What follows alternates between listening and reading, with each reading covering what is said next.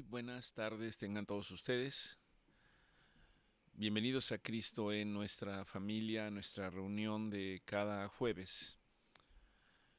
Y como cada jueves le damos gracias al Señor por permitirnos tener este espacio.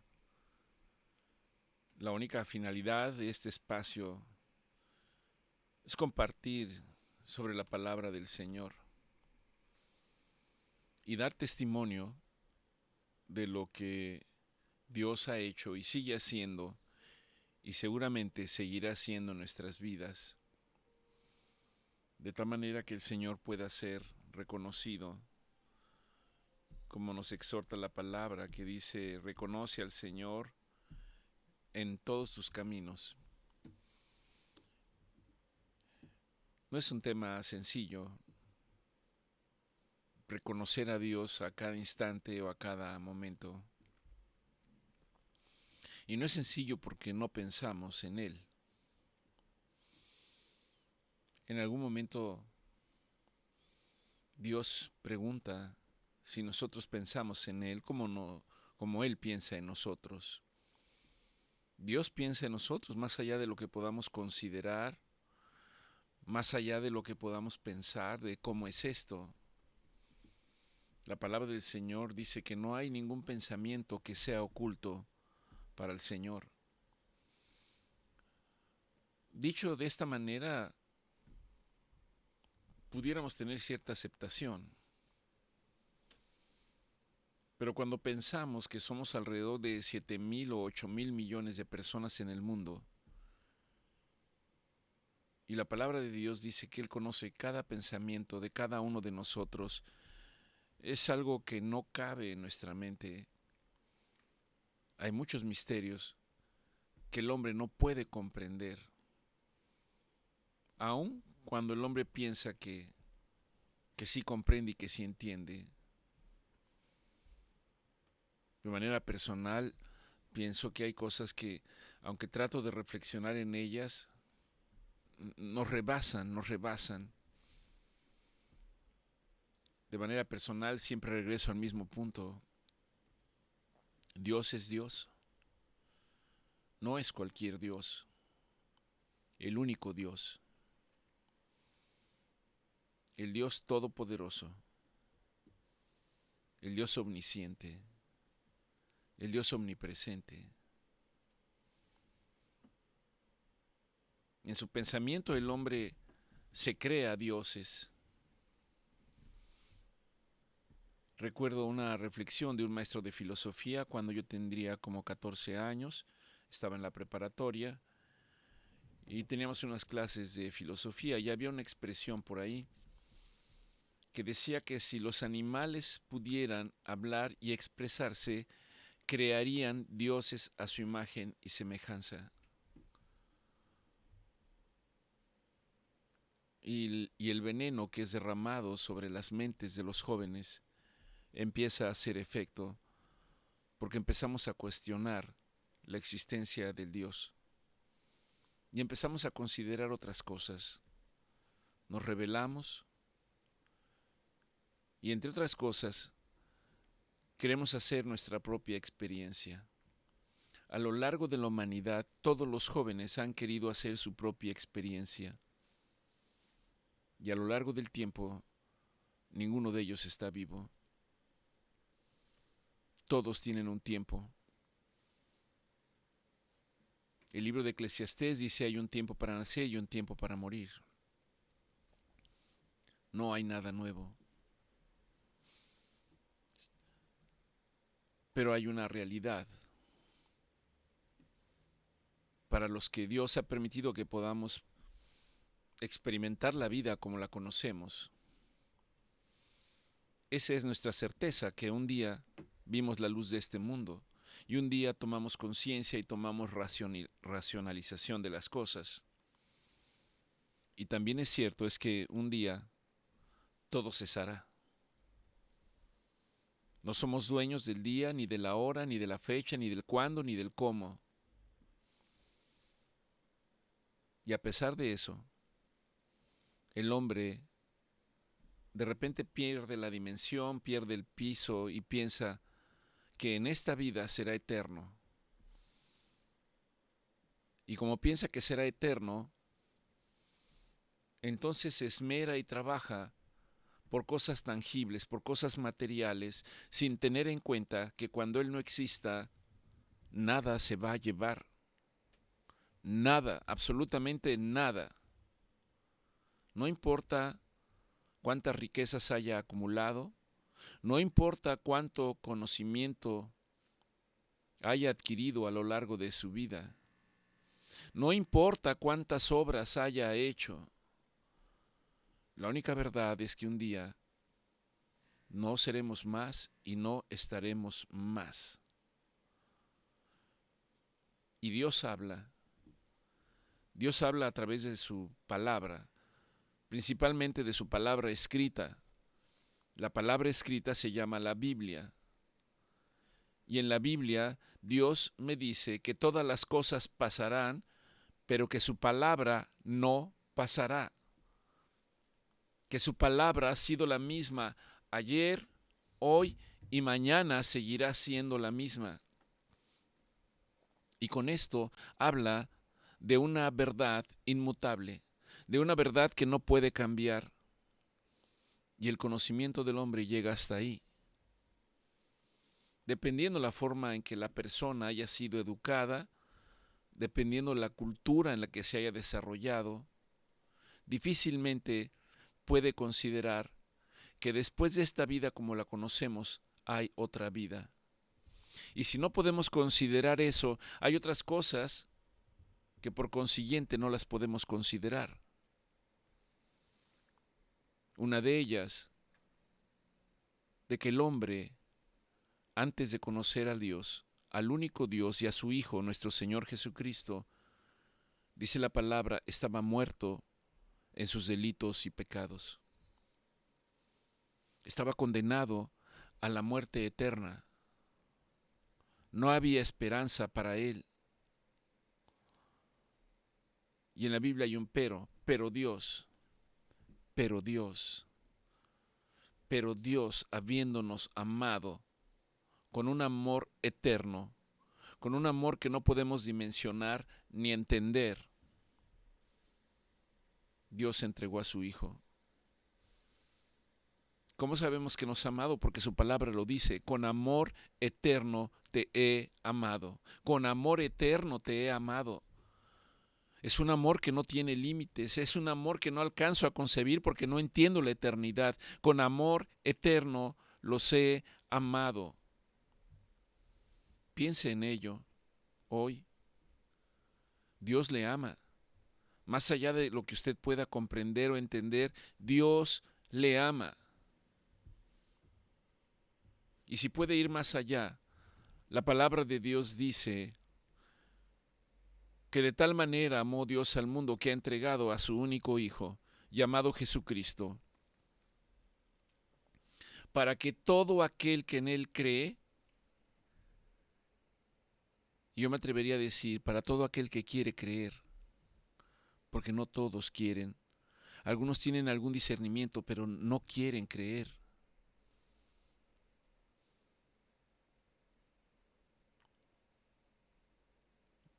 Dios ha entregado a su Hijo con ese amor eterno. Y el que cree en Jesucristo, dice la palabra de Dios, que entonces es salvo. Y aquí llegamos a un punto. Le invito a reflexionar y a pensar, ¿de qué cosa somos salvos?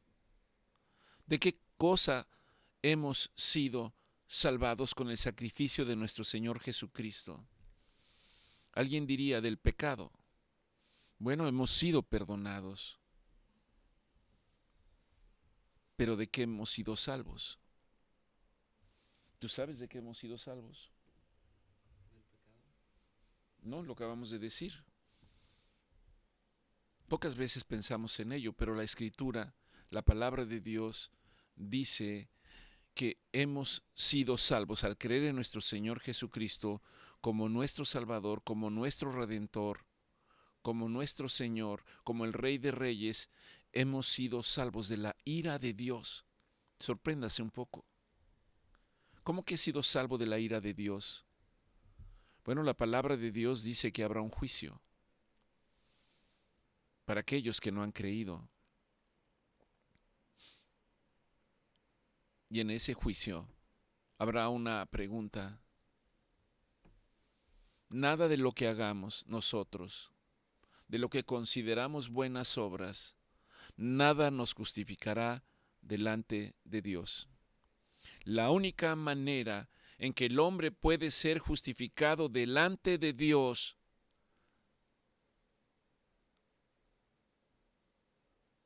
es por nuestro Señor Jesucristo, por su sacrificio en la cruz, por haber derramado su sangre en la cruz. Cuando yo era un ignorante no entendía qué significaba que la sangre de Cristo nos ha comprado, que la sangre de Cristo nos ha redimido, que la sangre de Cristo nos ha justificado, que la sangre de Cristo nos ha limpiado, que la sangre de nuestro Señor Jesucristo nos ha salvado de las garras de Satanás. Pero esto es así, lo expresa la palabra de Dios, lo expresa la Biblia. Me parece que el día de ayer, reflexionando en estos temas, subimos una proclamación que me gustaría traer para este momento. Las he compartido con la mayor parte de ustedes y los invito para que, aun cuando no entiendan completamente, hagan esa proclamación en voz alta, creyendo, que reflexionen lo que está diciendo. No podemos ser conscientes del poder tremendo que tiene esta proclamación. Me gustaría pasar a ella. Dice, por la sangre de Jesucristo. Usted puede seguirme ahí en su casa o aquí donde está en voz alta y decir, por la sangre de Jesucristo. Y inmediatamente tenemos que pensar en la sangre de un hombre, tal y como conocemos la sangre. Él derramó hasta la última gota por nosotros, pero quizás no podemos dimensionarlo. Por la sangre de Jesucristo he sido redimido de la mano de Satanás, del diablo. Déjeme decirle que tiempo atrás, cuando era un ignorante, mucho más que ahora, yo tenía una expresión que decía, ¿cómo puedes pensar en esas cosas? ¿Cómo puedes pensar que existe alguien llamado diablo o Satanás? Bueno, el primer engaño de él es nublar nuestra mente para que pensemos que eso no es cierto, pero es más real de lo que usted se puede imaginar. De otra manera no podríamos explicar la maldad que vemos, que es derramada en el mundo y que no viene de Dios. Por la sangre de Jesús he sido redimido. Redimir tiene que ver con comprar. He sido comprado por precio. Era esclavo del pecado y ahora, con el sacrificio de nuestro Señor Jesucristo y el pago de su sangre, ahora soy esclavo por amor de mi Señor Jesucristo. Por la sangre de nuestro Señor Jesucristo, todos mis pecados han sido perdonados. Los del pasado, los actuales y aún aquellos que voy a cometer. Porque hablar de que he sido limpiado con la sangre de nuestro Señor Jesucristo no se trata de un proceso religioso en el cual yo deba permanecer. Pero ciertamente Dios nos envía ayuda para que en el día a día nos vayamos perfeccionando conforme a la palabra de Dios, conforme a la guía de Dios.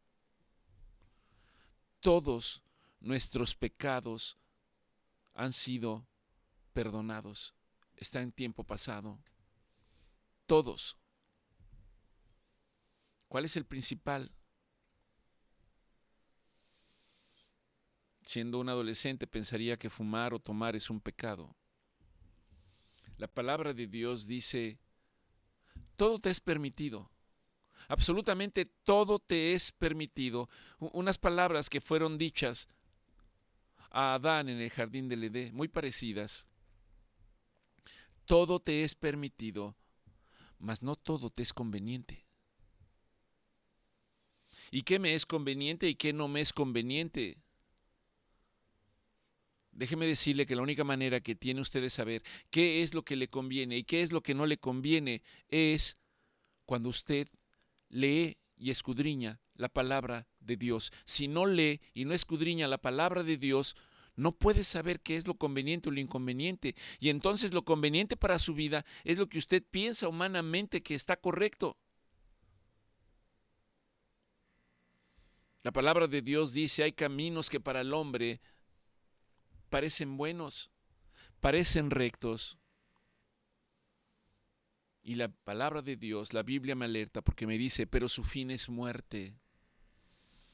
No solamente muerte física en algunas ocasiones, sino muerte eterna. Muerte eterna. La sangre de nuestro Señor Jesucristo nos ha limpiado, nos limpia en tiempo presente y nos limpia continuamente de todo pecado.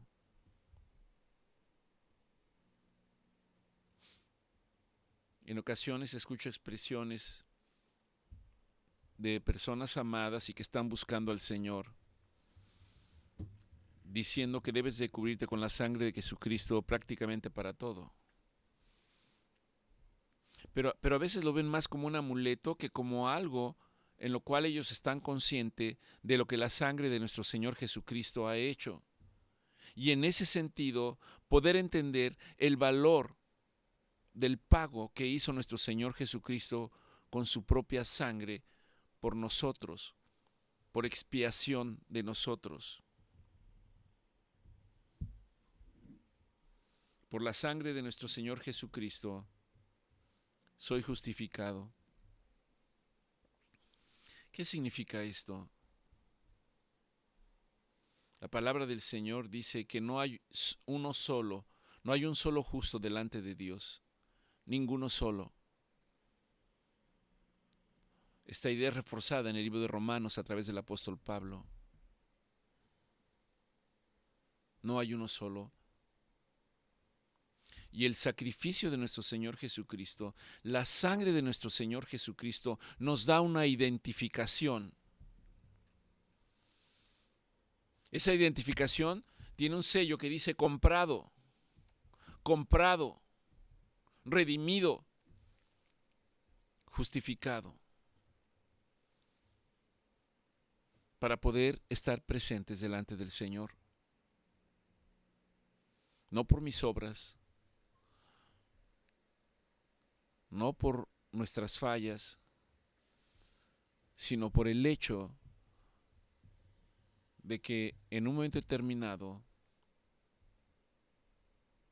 vino un destello a nuestra vida y tuvimos la capacidad de reconocer que Jesucristo es nuestro Señor. Y que al reconocer el sacrificio de Él en la cruz, al reconocer que fui comprado con su sangre preciosa, eso debe de tener un efecto. Científicamente hay una ley de la causa y efecto. Cuando algo genera, produce un efecto. Si usted lanza un objeto de cristal violentamente contra un muro de concreto, el efecto es que ese recipiente va a estallar en pedazos. ¿Cuántos? Dependerá la fuerza con la que usted lo envíe. Las acciones que emprendemos nosotros tienen un efecto. Sean acciones de bien, llamémosle positivas, o sean acciones de mal.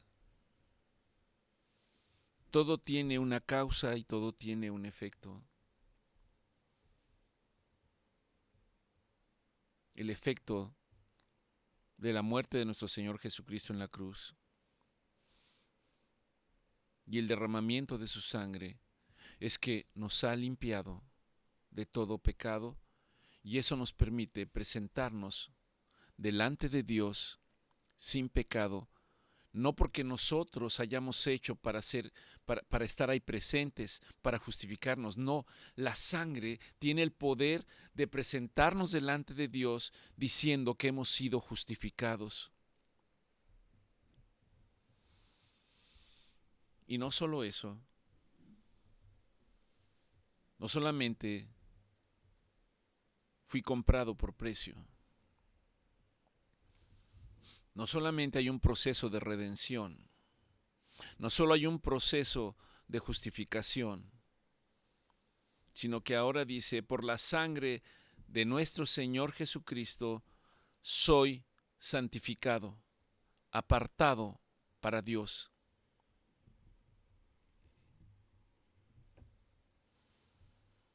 No lo hago yo. La obra la hace el Espíritu de Dios en nuestras vidas. Cuando usted reconoce que se ha apartado de Dios, que ha hecho cosas que están en contra de la voluntad de Dios, cuando usted realmente está consciente de que hemos ofendido a Dios con nuestra vana manera de vivir, entramos en un proceso llamado arrepentimiento. Y ese arrepentimiento debe traer una consecuencia. Y esa consecuencia es enderezar mis caminos y alinearlos a los caminos de Dios. En la palabra del Señor se describe el hecho de un hombre llamado Judas que fue y vendió a nuestro Señor Jesucristo por 30 monedas. Cuando vino con los soldados para apresarlo, les dice, aquel al que yo me acerque y le dé un beso, ese es Jesús. Pueden detenerlo. Y así ocurrió.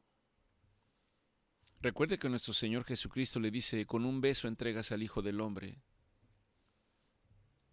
Él se fue y él tuvo un proceso de algo que se llama remordimiento.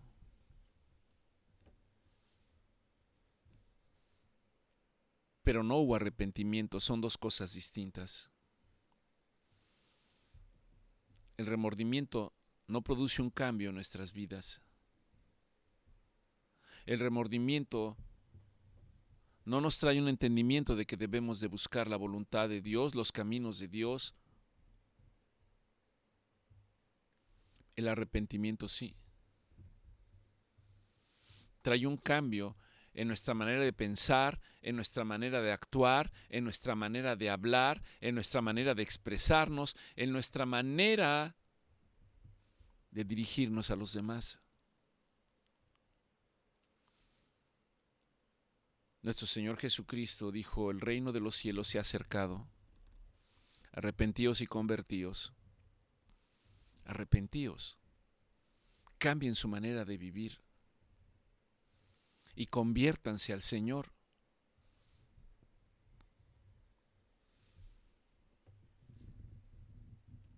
En ese proceso consiste la santificación. En guardar los mandamientos del Señor, en guardar los testimonios del Señor, en guardar los estatutos del Señor. Y ser apartado para Dios. Santo significa ser apartado para Dios. Y no es un cambio que de repente era blanco y ahora es negro, o era negro y ahora es blanco. No, es un proceso.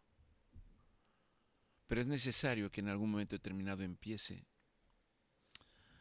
Por la sangre de nuestro Señor Jesucristo, tenemos acceso directo a la presencia de Dios el Padre.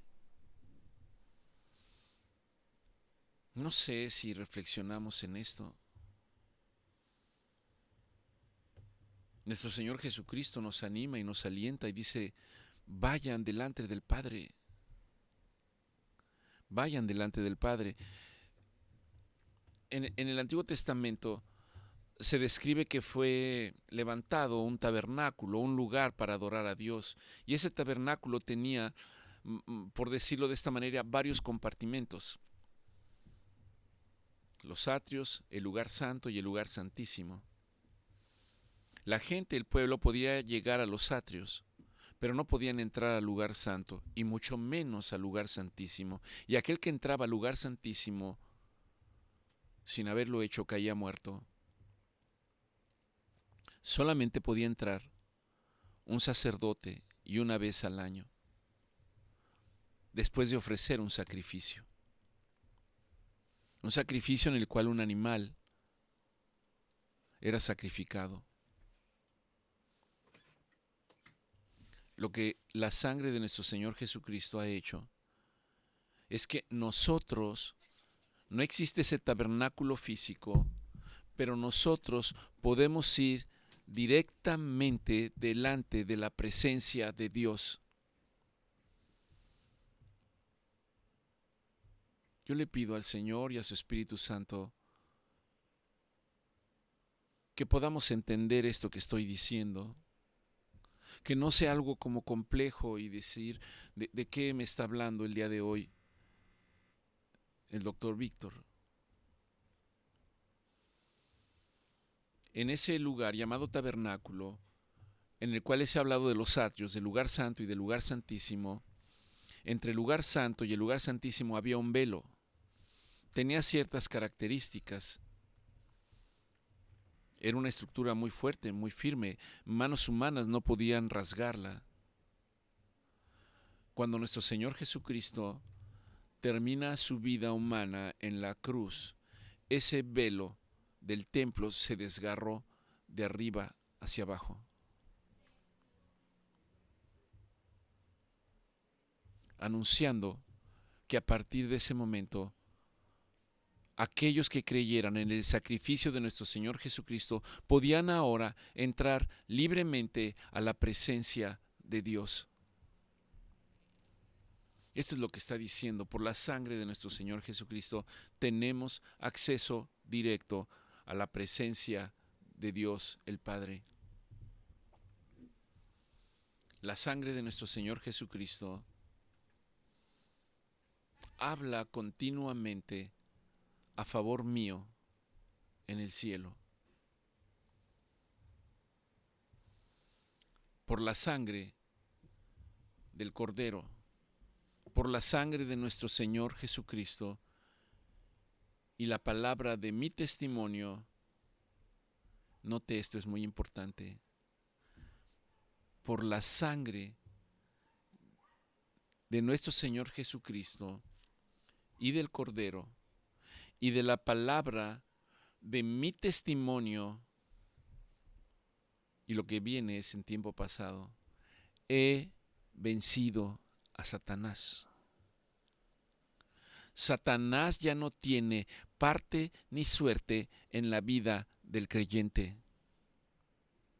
Ya no le pertenece a usted. Ya no es esclavo del pecado. Ahora es libre en el nombre de Jesús. ¿Libre para qué? Libre para adorarlo. Libre para exaltarlo. Libre para bendecirlo. Hemos sido libres. Y ciertamente la palabra de Dios me dice, mas no uséis la libertad para el libertinaje. Somos libres. Somos libres delante de Dios. Cristo nos ha liberado.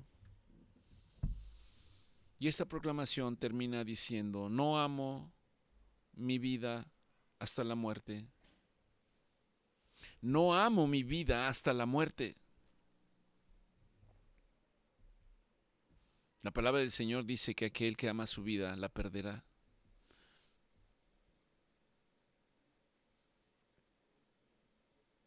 Pero aquel que entrega su vida de la misma manera que lo hizo nuestro Señor Jesucristo, la salvará. Y en eso sabemos ahora que le pertenecemos a nuestro Señor Jesucristo. Dentro de unos días, 2 semanas para ser exactos, se va a celebrar algo que se conoce como la Pascua. Creo que el deseo del Señor es que entendiéramos exactamente qué significa la Pascua.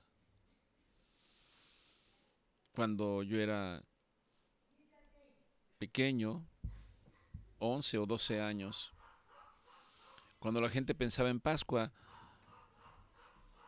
culturalmente, tradicionalmente, la gente, como nos enseñaban a nosotros, pensaba que era tiempo de comer pescado, que no podías comer carnes rojas. Esto no significa la Pascua. La Pascua es recordar el sacrificio de nuestro Señor Jesucristo en la cruz. Eso es lo que significa la Pascua. El pueblo de Israel, cuando salió de la esclavitud de Egipto, Dios les habló en el tiempo que iban a ser sacados de Egipto, en el tiempo que iban a ser liberados, en el tiempo que alcanzarían la libertad. Y el Señor les dio una instrucción una noche antes. Les dio indicación de que tenían que sacrificar un cordero, de que tenían que recolectar la sangre y ponerla en un recipiente. Y después, con un manojo de hierbas, en la Biblia se describe como un hisopo, tenían que rociar la sangre en el dintel de la casa, en la puerta de la casa. La Biblia dice que llegado el tiempo, pasaría el ángel de la muerte, pasaría Dios mismo en espíritu, y que todas las casas donde no estuviera esa marca de sangre, morirían los primogénitos. No era los que estuvieran en la casa, era donde la casa estuviera marcada con la sangre del cordero, y donde no estuviera, los primogénitos morirían. El Señor les dijo que eso tenían que celebrarlo perpetuamente, perpetuamente, sin faltar, todos los años, todo el tiempo, para recordar lo que Dios había hecho antes de sacarlos de Egipto, antes de sacarlos de la esclavitud. Ahora, ¿por qué un cordero? ¿Por qué el sacrificio de un animal? Yo no lo entendía. Si me acompaña, casi para terminar, al libro de Génesis, Génesis 3, habla acerca de la caída del hombre. Recuerde que el Señor puso a Adán y a Eva en el paraíso, y estando en el paraíso el Señor les dio una instrucción, en el sentido de que podían disponer de todo, y de los árboles que estaban ahí podían comer de todos, del fruto de ellos, excepto de uno, y que el día que ellos tomaran de ese fruto, ciertamente morirían. No estaba hablando de una muerte física, aunque ellos eran almas espirituales. Estaba hablando de que ahora tendrían una muerte eterna. La historia, más o menos, bien o mal, muchos de ustedes la conocen. La mujer fue engañada por Satanás y la incitó para tomar del fruto que no debía de tomar. Ese es lo que está señalando aquí en el Génesis 3. Se presentó la serpiente, se presentó Satanás en forma de serpiente y dijo: así que Dios les ha dicho, no comáis de todo árbol del huerto. Note que esto no fue lo que dijo. Les dijo de un árbol específicamente. Pero eso es lo que hace Satanás, incluso para nosotros hoy en día. nos vende una mentira y la compramos pensando que es verdad. Finalmente la mujer toma del fruto. Cuando viene el hombre, la mujer le comparte del fruto y dice que los ojos de ellos fueron abiertos y lo primero que vieron es que estaban desnudos. Estando desnudos, dice que ellos tomaron hojas de higueras para cubrir su desnudez. Y más adelante dice en Génesis 3:21, y Jehová Dios hizo al hombre y a su mujer túnicas de pieles y los vistió. Aunque no dice de manera explícita, la primera pregunta que podemos hacernos es, para vestirlos con pieles de animales, tuvo que haber un sacrificio de un animal. Ese sacrificio es la representación de lo que ocurre cuando el pueblo de Israel es liberado de Egipto y que se conoce como Pascua. Y eso es lo que nosotros ahora, por conocimiento de estas cosas, es lo que vamos a celebrar también. Que hubo un tiempo que el cordero ya no era un animal, sino fue nuestro Señor Jesucristo, el cual era el mismo cordero inmolado, fue el mismo cordero que fue sacrificado para el perdón de nuestros pecados.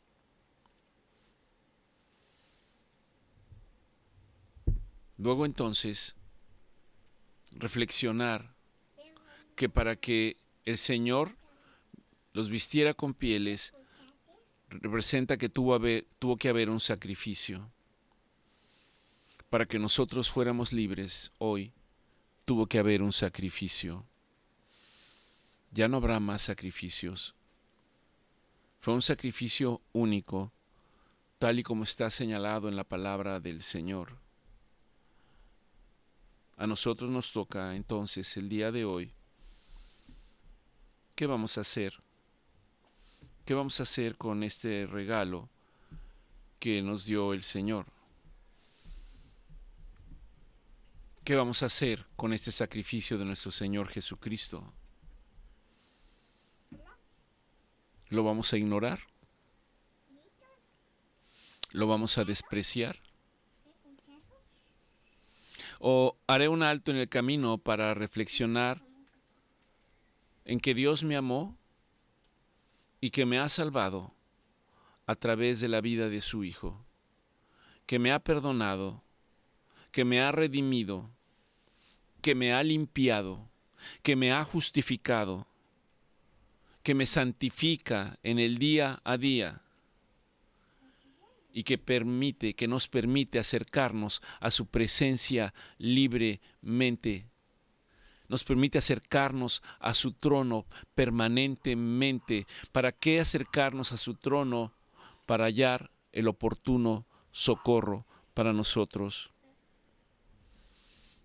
De esta manera Dios nos da acceso a su presencia.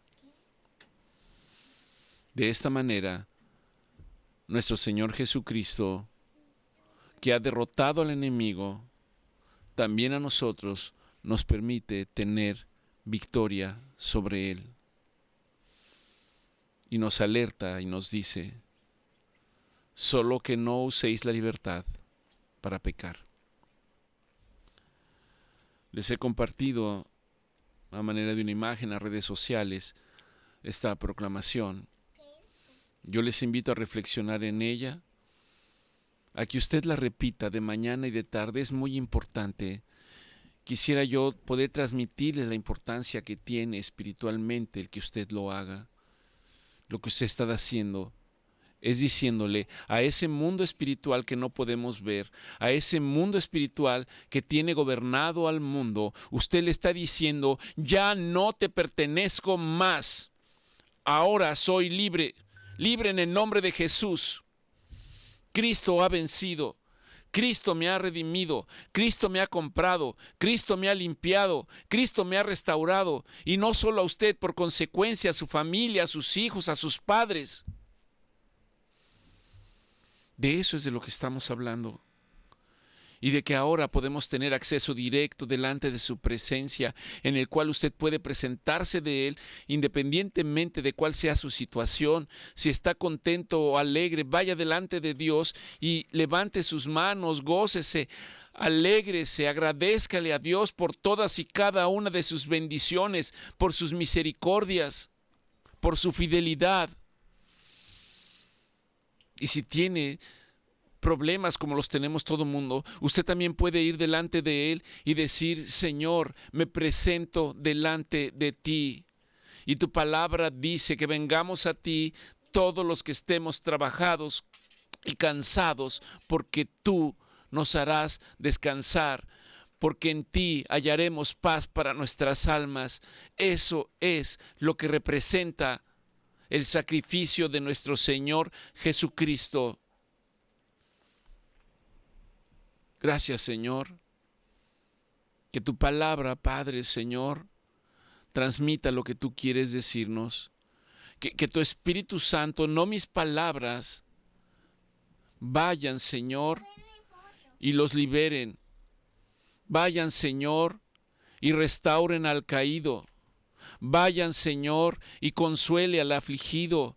Vayan, Señor, y le den sanidad a aquellos que están enfermos físicamente, emocionalmente o espiritualmente. El Señor los ha liberado hoy. Que Dios los bendiga. Que tengan muy buenas noches.